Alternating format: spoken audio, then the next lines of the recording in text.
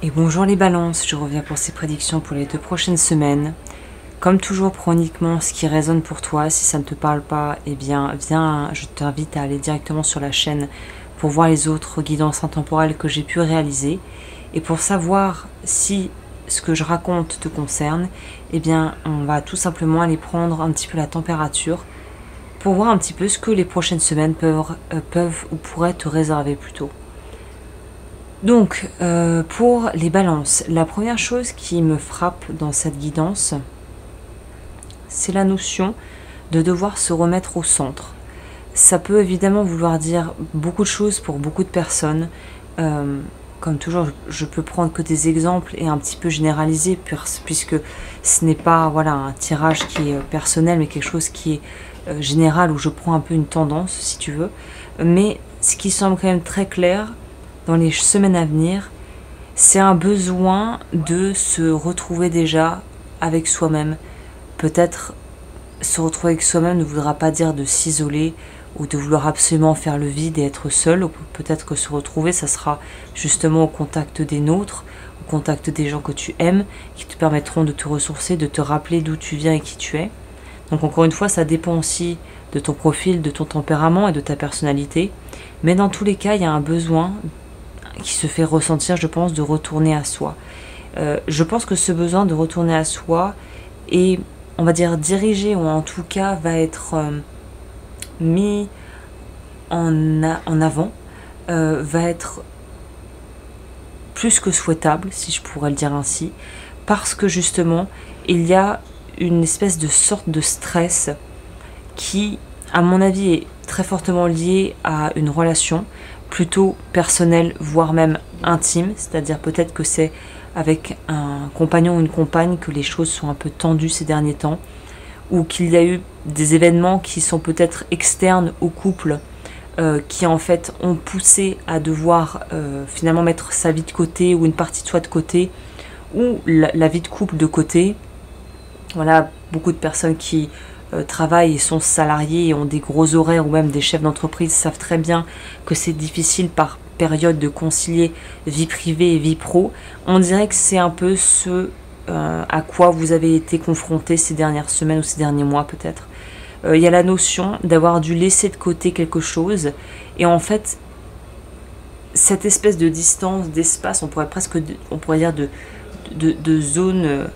C'est quoi la zone 51 avec les... Je crois que c'est à Roswell, non, c'est pas la zone où...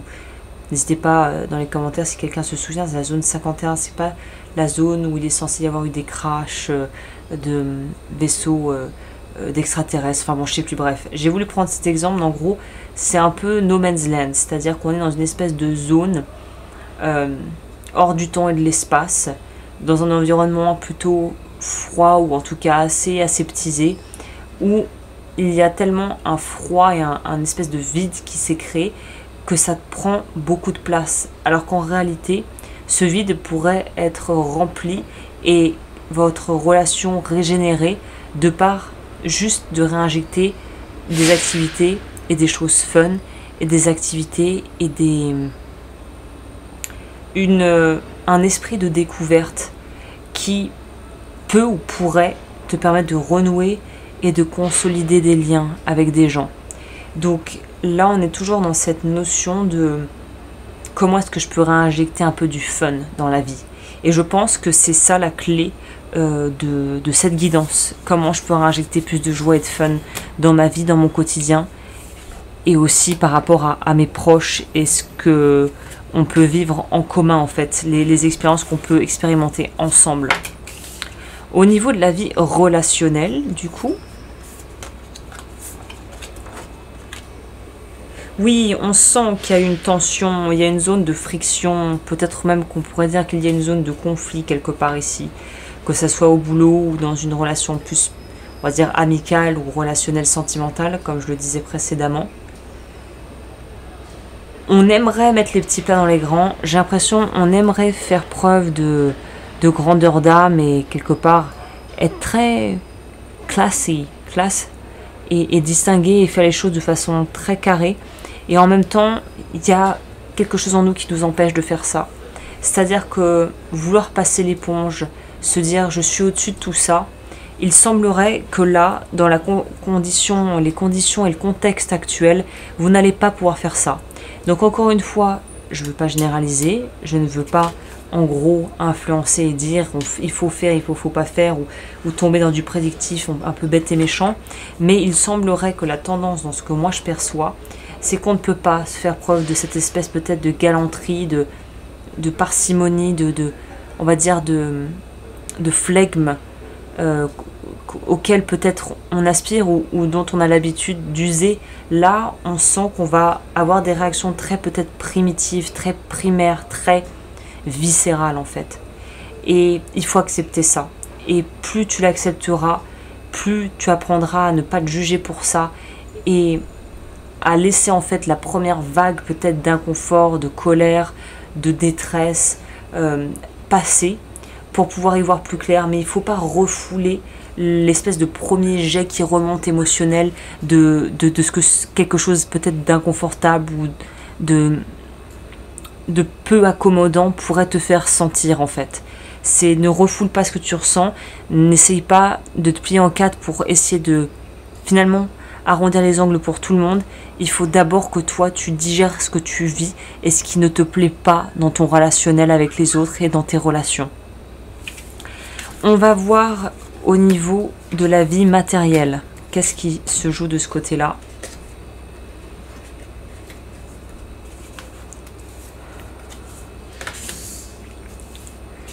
Ok.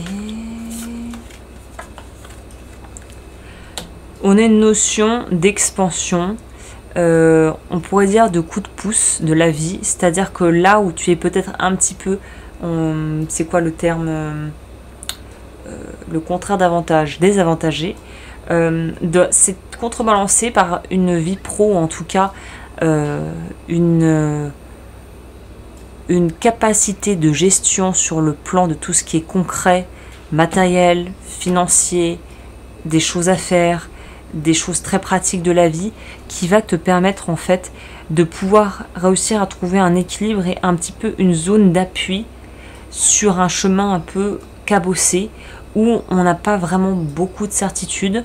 On a peut-être une marge de manœuvre plutôt restreinte, mais qui finalement contrebalance avec ce qui se passe dans la vie plus intime. C'est-à-dire qu'au niveau du boulot, j'ai l'impression que ça va rouler.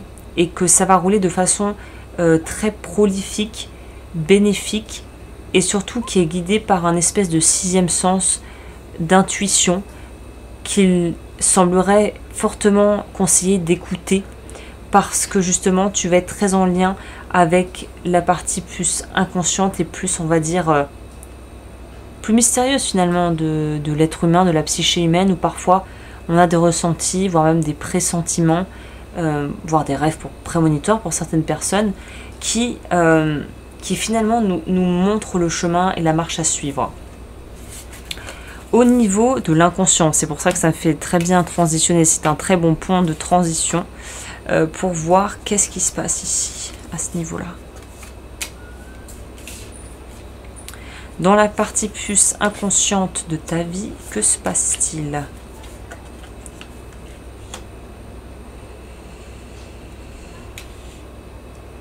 Nous allons avoir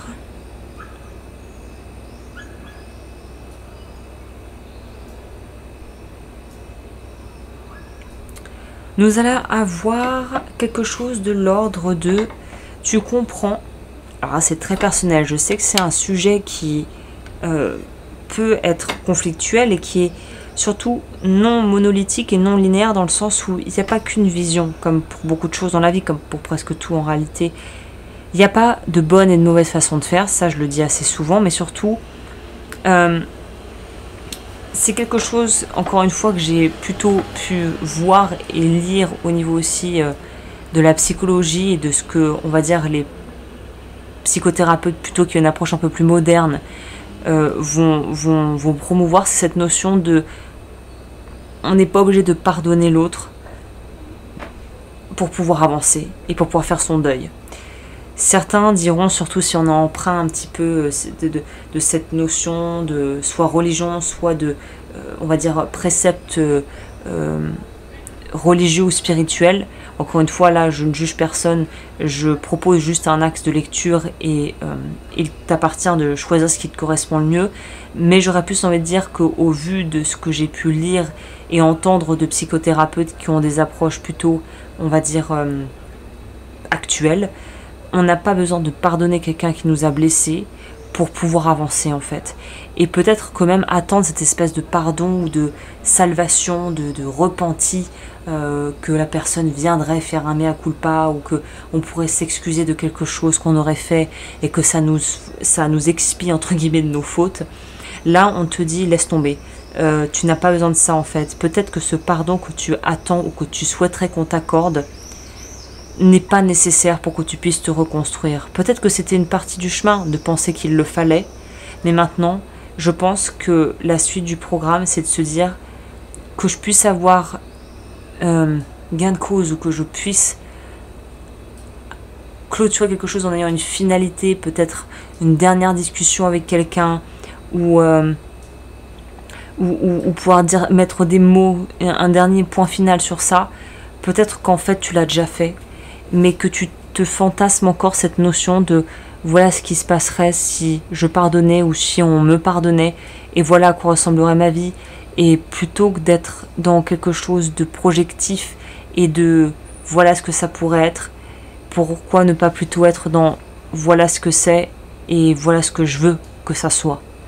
Donc c'est un très beau tirage qui est plein de nuances, où il y a peut-être un petit peu des vieilles émotions, des vieilles histoires qui pourraient encore être un petit peu là, ou des regrets ou des choses qu'on aurait voulu faire différemment, et là on te dit n'aie pas de regrets, avance avec les cartes que tu as maintenant, et si tu ne veux pas avoir encore on peut dire les mêmes formes de regrets, eh bien fais les choses différemment. Voilà, bah écoute, j'espère que cette guidance aura pu t'éclairer. Comme toujours, si ça t'a plu, n'hésite pas à liker. Il faut que j'arrête de dire liker, à mettre un petit j'aime, à commenter si tu le souhaites, à partager et à t'abonner. Et je te dis à très vite pour de nouvelles guidances.